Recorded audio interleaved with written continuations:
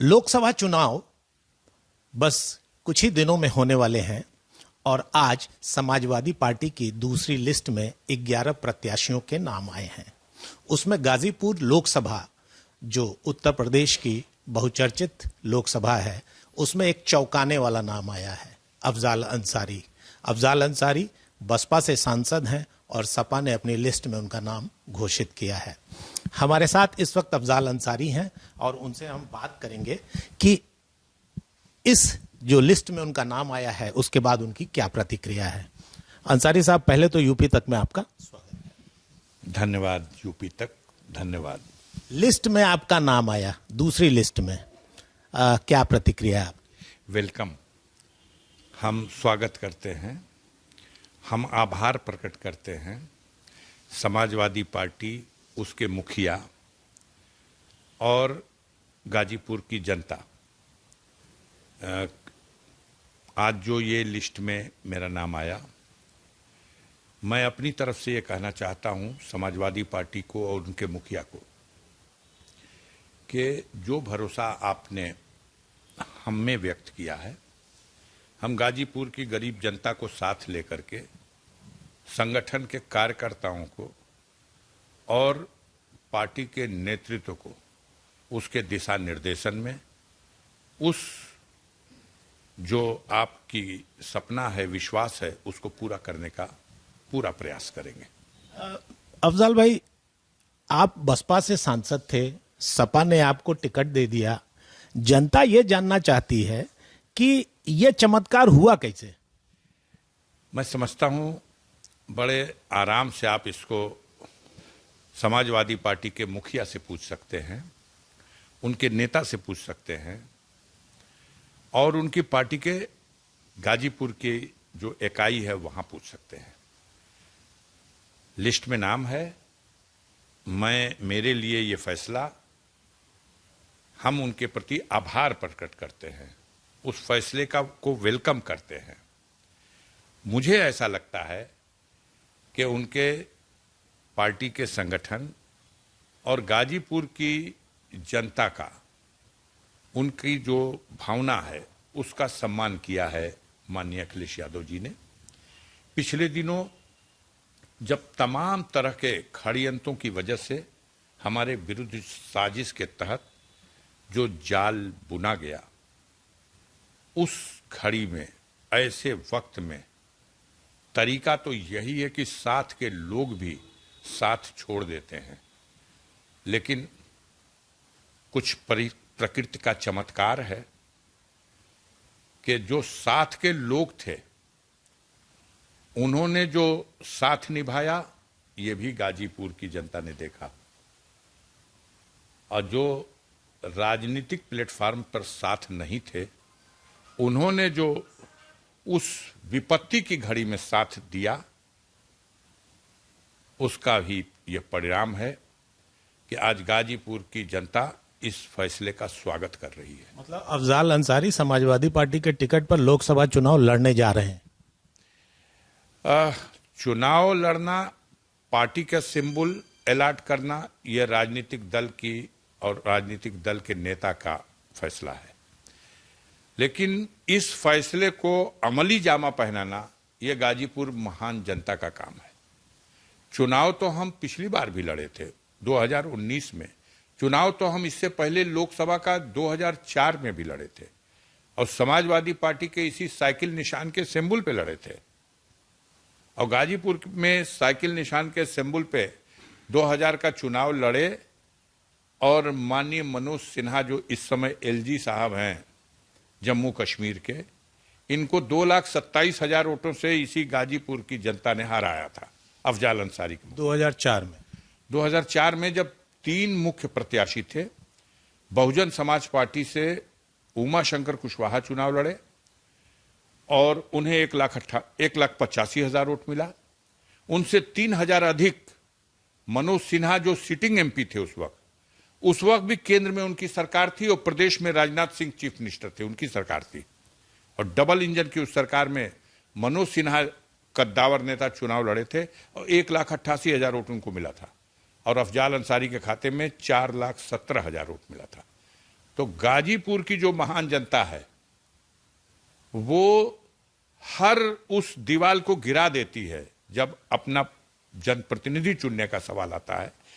अफजाल अंसारी उनके बीच में, उसकी क्या औकात है इससे समझिएगा कि जब धर्म जाति के नाम पर समाज बटा हुआ है तब अफजाल अंसारी को गाजीपुर का मुसलमान नहीं, गाजीपुर में सनातन धर्म और हिंदू धर्म मानने वाले लोग प्यार भी देते हैं, वोट भी देते हैं, समर्थन भी करते हैं, आशीर्वाद भी देते हैं और चुनाव में भी जिताते हैं।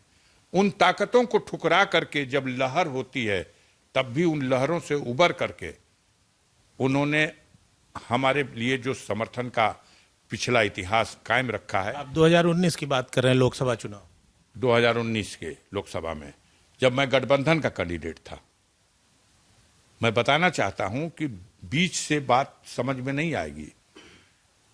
मेरा राजनीतिक इतिहास है, मैं 4 बार विधानसभा का सदस्य चुना गया हंसुआ बाल के निशान पर कम्युनिस्ट पार्टी के सिंबल से, और 1 बार समाजवादी पार्टी के निशान पर, साइकिल के निशान पर 1996 में 5वीं बार मैं विधायक का चुनाव यहां लड़ा और जीता।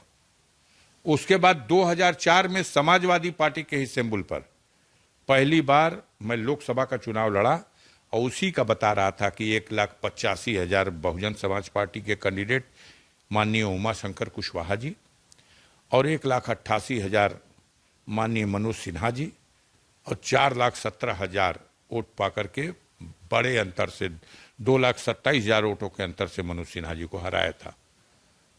बाद के दिनों में 2009 में मैं गाजीपुर से लोकसभा का चुनाव लड़ा बहुजन समाज पार्टी के सिंबल पे और 3,10,000 वोट पाकर के भी हार गया था। साइकिल निशान से नहीं, हाथी के निशान से बहुजन समाज पार्टी। साइकिल निशान से हारे थे ना? हाँ, मैं बहुजन समाज पार्टी से लड़ा था और साइकिल के निशान से ही हारा था।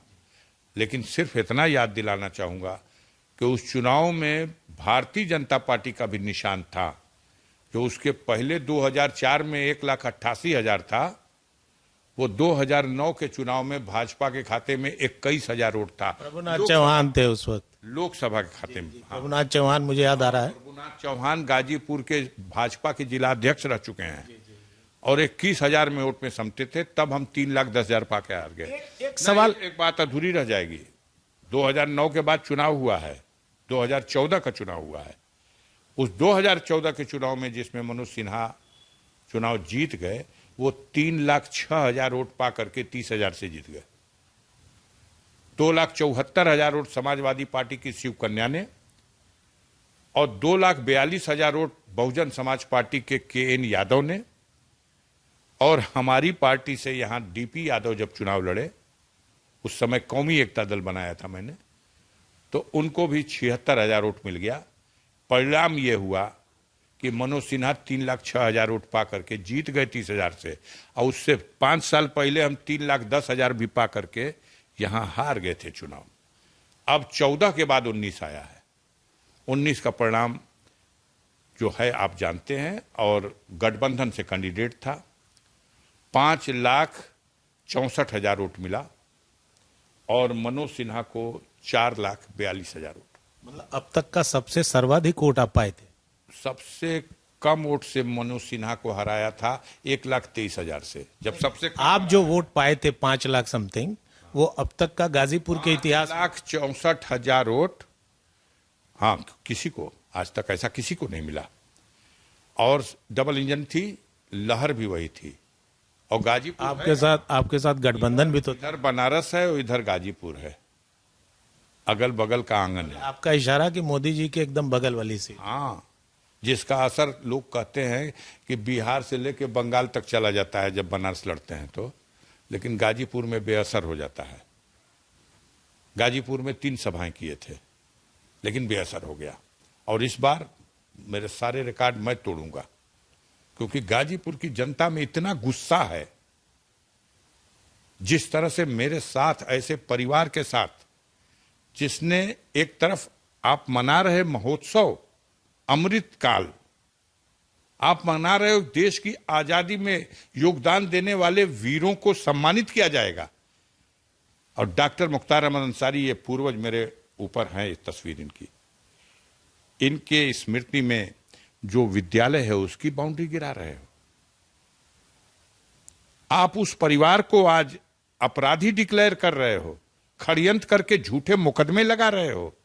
23 साल बाद झूठा मुकदमा लिखा जा रहा है उसरी कांड का। ब्रजेश सिंह को आप गोदी में बैठा करके उनको बचाने का काम कर रहे हो, सुरक्षा दे करके आज उनको घुमा रहे हो, और अफजाल अंसारी के शस्त्र लाइसेंस भी जब्त कर रहे हो। लेकिन इस सब की हम परवाह नहीं करते। हम जनता के बीच में रहने वाले आदमी हैं और हमें गाजीपुर के गरीबों के प्यार पर, उसके ईमान पर भरोसा है। इस मुश्किल की घड़ी में जब मैं नहीं डरा इन सामंतवादी ताकतों से, लाख सरकार ने जुल्म ढाया, मैं नहीं झुका इनके सामने, तो मैं समझता हूं अब परीक्षा की घड़ी आई है उस गरीब जनता की कि वो किस हद तक हमारा साथ देती है। अफजाल भाई, एक चीज समझ में आती है कि 2019 में आपके साथ सपा, बसपा और रालोद का गठबंधन था और उस गठबंधन से आप चुनाव लड़े थे। 2024 का चुनाव जिसमें कि मोदी फैक्टर है, आपका जो इंडिया गठबंधन है वो लगभग जो है वो टूट गया है और बहुजन समाज पार्टी, एक बड़ी पार्टी जो है आपसे अलग हो गई है और आपके बहुत near and dear Om Prakash Rajbhar भी आज आपके विपक्षी पाले में है। तो कैसे लड़ेंगे 2024? आप ऊपर से शुरू करके नीचे आए, हम नीचे से शुरू करके ऊपर चले। बिल्कुल बिल्कुल, जनता जाने की क्या है समीकरण। तो जिन्हें नियर और डियर कहा आपने, उनके बारे में बस मैं इतना कहना चाहता हूं कि आप उन्हीं से पूछ लो,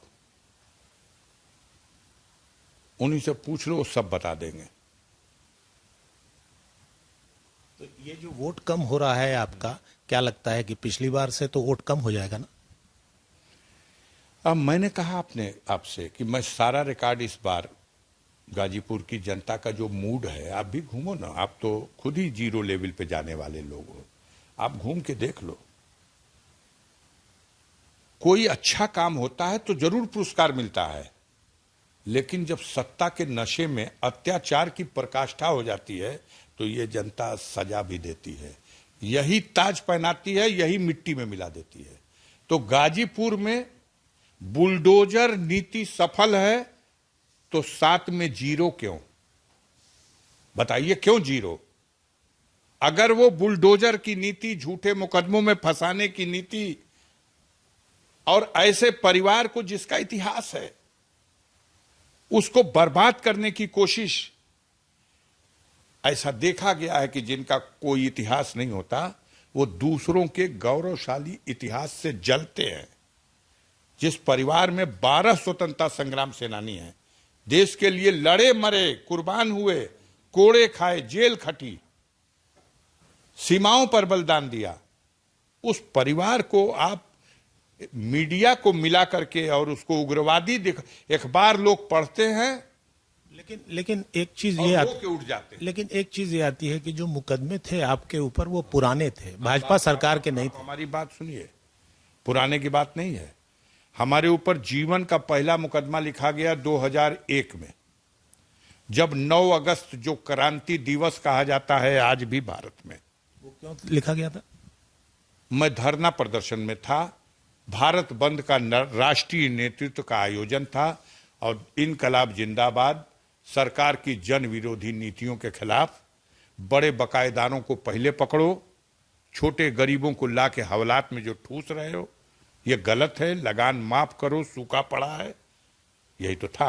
उस वक्त आप कम्युनिस्ट में थे। अब इसको आप उग्रवाद मान लिए, एक मुकदमा, इसके बाद सजा जिसमें हुई, अब सजा तो कोई मुकदमे नहीं था, वो मुकदमे का बच्चा था। मुकदमा था कृष्णानंद राय के हत्याकांड में, मेरे ऊपर आरोप था कि षड्यंत्र में, साजिश में इस घटना के आप भी शामिल थे। सुप्रीम कोर्ट ने कहा कि ट्रायल गाजीपुर में नहीं होगा, दिल्ली में होगा, सीबीआई की स्पेशल कोर्ट में होगा और मुकदमे का ट्रायल सीबीआई की स्पेशल कोर्ट दिल्ली में हुआ, बेदाग बरी कर दिया गया।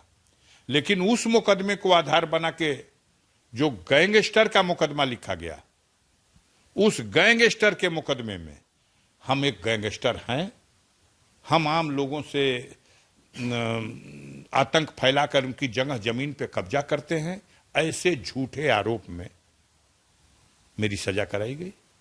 हमारे बाप दादा ने गरीबों को बसाया है, गांव का गांव बसाया है। इस कस्बे में जहां 10,000 रुपए फुट जमीन है, इस कस्बे में हम लोगों ने भी अपनी जिंदगी में बिना एक पैसा लिए पूरा पूरा मोहल्ला बसाया है। उनसे आज भी अकटहिया पे चले जाइए, नंबर बता दूंगा, 572, 573, 574, 575। ये एक एक बीघे की आराजी है। 3 बीघे में गरीब बिंद समाज के, मल्लाह समाज के लोग बसे हैं। पूछ लो, 10 रुपए का भी किराया भी नहीं लेते। जमीनों पे आज भी इंतखाब में हमारे नाम है और हमको कहा जाएगा कि आप सरकारी जमीनों पे कब्जा कर रहे हो। हम गांव समाज जोतने वाले नहीं हैं, हम गरीबों में जो कुछ मालिक ने दिया है उसको बांटने वाले हैं। अंसारी साहब, एक चीज और जनता जानना चाहेगी कि इस बार की रणनीति क्या होगी, क्योंकि पिछली बार भी आपका एक बयान आया था कि हम जो चुनाव लड़े हैं उसमें अपनी जमीन बेच के चुनाव लड़े हैं, तो इस बार का वो तो होगा। हम लोगों के यहां कुछ इस तरह की है कि आप मीडिया के लोग और सरकार तंत्र कहता है माफिया हैं, लेकिन जब गौर से देखोगे तो 12 साल पुरानी गाड़ी में माफिया अगर कोई घूमता हो ये पृथ्वी पे, तो उसका नाम हमको बता दो। एक तो ब्लॉक प्रमुख भी नहीं घूमता होगा। चुनाव लड़ना हो, बेटा बेटी की शादी करना हो, आज भी जिसके पास कुछ नहीं है, कंगाल है, तो इज्जत आबरू के लिए जमीन तो बिकती है। बाप दादा की जमीनें हैं, बेच देंगे थोड़ी सी। हमें उम्मीद है कि हमारे जो गरीब साथी हैं वो धन दौलत से भले गरीब हैं, दिल के बड़े अमीर होते हैं। अपना खर्च करेंगे, अपना वक्त लगाएंगे और इस चुनाव में हमको आर्थिक सहयोग भी देंगे, हमारा प्रचार भी करेंगे, हमको वोट भी देंगे, गाजीपुर का रिकॉर्ड बनाएंगे और इस केंद्र की और प्रदेश की सत्ता को ये संदेश देंगे कि जुल्म अत्याचार करने वाला न कल रहा है और न आज उसे जनता स्वीकार करेगी। लेकिन आम जनता के लिए तो पीएम आवास योजना, हर घर जल योजना, तमाम जो सरकारी योजनाएं हैं, विकास बनाम जातिवाद की राजनीति का नारा दिया जा रहा है। गाजीपुर के ऊपर एक ठप्पा लगा कि आप जो पिछली बार जीते वो जातिवाद में जीते। अच्छा, आप पहले किसको जातवादी कहते हैं?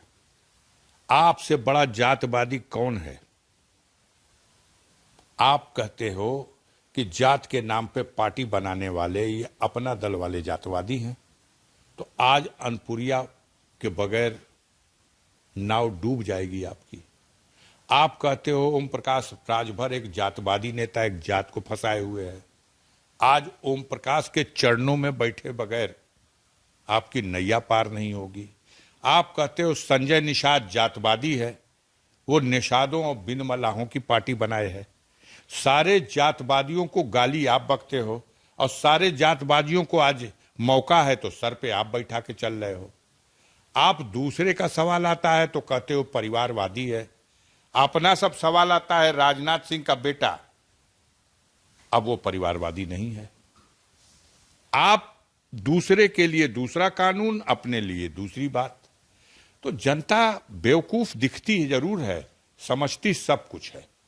एक बात बिल्कुल साफ है कि देश आजाद हो गया 47 में, लेकिन पूर्वांचल के इस क्षेत्र में सामंतों ने गरीबों को आजादी की जिंदगी जीने से दूभर कर दिया था।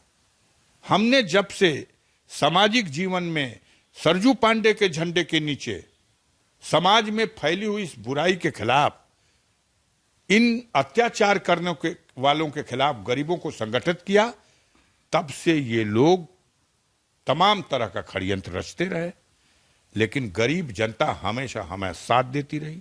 आज भी देगी। और मुझे पूरा भरोसा है कि इस बार का गाजीपुर का चुनाव एक ऐतिहासिक चुनाव होगा, जो इतिहास के पन्नों में लिखा जाएगा। एक तरफ वो है जो बेसरो सामान है, न उसके पास पैसा है न उसके पास साधन है, जिसकी जगह जमीन खेत बाग बगीचा घर स्कूल सब गिरा दिया गया। और दूसरी तरफ वो है जिसके पास सब कुछ है, वो महाबली है। और उसके बाद भी सबसे बड़ी बलवान जनता है, क्योंकि उसके मतों से फैसला होना है। तो वो मत कमजोर के पक्ष में आएगा, वो मत उस गरीब जनता के लिए लड़ने वाला जो है उसके आंसू पोंछने के काम आएगा। तो आपको लगता है कि इस बार का चुनाव जनता आपको देगी? मैं कह रहा हूं, मैंने घूमा है, मैं घूम रहा हूं, मैं देख रहा हूं, जनता की निगाहों में देख रहा हूं। इस बार तो राम मंदिर भी है। आप देखिएगा गाजीपुर में या कहीं भी राम मंदिर, भगवान राम करोड़ों लोगों की आस्था के एक प्रतीक है। भगवान राम को आपने राजनीति में अपने फायदे के लिए इस्तेमाल किया, ऐसा तो कभी नहीं हुआ था। न धर्म के अनुसार न शास्त्रों के नियम के अनुसार हम नहीं, इस पृथ्वी पर 4 ही पीठ है। चारों पीठों के शंकराचार्य ने एक स्वर से बात कही कि अधूरे मंदिर में प्राण प्रतिष्ठा नहीं हो सकती, लेकिन उसके बाद राजनीतिक लाभ लेने के लिए आपने सब जनता समझ रही है सारी व्यवस्था। लेकिन इस वक्त राम मंदिर में तो लाखों लोग रोज जा रहे हैं। अब इस पे हमें क्या ऐतराज है? हम कह रहे हैं कि राम की आस्था को आप अपने साथ मत जोड़ो। वो भांट लोग हैं जो कहने लगे कि मोदी भी विष्णु अवतार हैं, लेकिन ये भांटी गिरी है। भांट एक होते हैं समाज में हम लोग के यहां, वही है। भगवान राम की आस्था से आप अपनी ताकत को मत जोड़ो, आप अपनी सरकार की उपलब्धियों से अपनी बात करो। आपने अफजल भाई एक बात बताएं, अब लौट के पहले सवाल पे आते हैं कि बहुजन समाज पार्टी से आपको कोई फोन आया कि नहीं? अब देखिए, बहुजन समाज पार्टी से कोई फोन आया कि नहीं, अब आप उसके बाद पूछिएगा किसका आया। हर मिनट फोन आता है। हम बहुजन समाज पार्टी के जमीन से जुड़े हुए एक साधारण से कार्यकर्ता, बूथ से लेके और टॉप तक सबके संपर्क में रहते हैं और सबके संपर्क में हैं। और मैं आपको बता रहा हूं कि आप गोबर को हलवा और हलवे को गोबर दिखाते रहिए, गाजीपुर की जनता साफ कर देगी। काफी जनता को जांचनी है। और सरकार ने जो खोखला नारा दिया, खोखला काम किया, देश को कर्ज में डुबा दिया, गरीबों पर अत्याचार किया, दलितों पर अत्याचार किया, इसका हिसाब होने वाला है। राम मंदिर का हिसाब नहीं होने वाला है। राम मंदिर तो सबके आस्था का प्रतीक है। राम मंदिर सबके आस्था का प्रतीक है राम के वजूद पर हिंदुस्तान को नाज, अहले सुखन भी कहते हैं उनको इमाम हिंद। राम पर कोई विवाद नहीं है। आप राम के नाम की रोटी सेकने के चक्कर में हो। अब अंसारी जी ये बताइए कि अब चुनाव में घोषणा हो गई आपकी, अब तैयारी शुरू? आज नहीं 365 दिन तैयारी रहती है। अब वह 90 दिन ढकेल दिए थे सब जेलों में, तब भी आपकी खबरें पढ़ पढ़ के लोग मने मन संकल्प ले रहे थे कि अच्छा सुता लजा चटाई पे, फंसा लजा उनके, समय हमनों का आई। अब समय आ गिल बा। गाजीपुर का गरीब गर्व है मुझे, और मैं गर्व से कहता हूं जितनी ताकत लगानी है लगा लें, सारा रिकॉर्ड टूट जाएगा। पहले तय तो करें कि लड़ेगा कौन। दिग्भ्रमित हैं, चिंतित हैं, कभी किसी को कभी किसी को कभी किसी को। ये माना गया कि आप जो है जनता के बीच ज्यादा नहीं रहे, अपने ही कार्यों में और मुकदमों में ज्यादा उलझे रहे, इसका नुकसान मिलेगा? गाजीपुर का बच्चा बच्चा जानता है कि अफजाल का गोड़वा हाथावा में जंजीर बंधले बाणसो, आ उन्हीं जैसन आदमी बा कि इतना जुलूम अत्याचारों का बाद अब ही डटल बा। दूसर रही तो रेल का इंजन का सामने कूद के आत्महत्या कर। इस मुद्दे को जनता के सामने रखेंगे। सब बच्चा बच्चा जानता है। बच्चा बच्चा ये कहता है जो मैंने कहा, ए ललऊ आ जा, तू भरिह पर्चा, कौनो सिंबल मिले के चाहिए तो के, हमन को वोट दिहल जाई। देखिएगा पूरी बस्ती गरीबों की एक नया इतिहास बनाएगी। हमारे साथ थे सांसद अफजाल अंसारी, जो सुप्रीम कोर्ट के एक डिसीजन के बाद अपने आपराधिक मुकदमों से इसको कहें कि आपराधिक मुकदमों से इनको छूट मिली है, ये चुनाव लड़ सकते हैं। और समाजवादी पार्टी ने आज इनका नाम अपनी दूसरी लिस्ट में जारी किया है। और आपने सुना कि अफजाल अंसारी का दावा है कि इस बार वो इतिहास रचेंगे।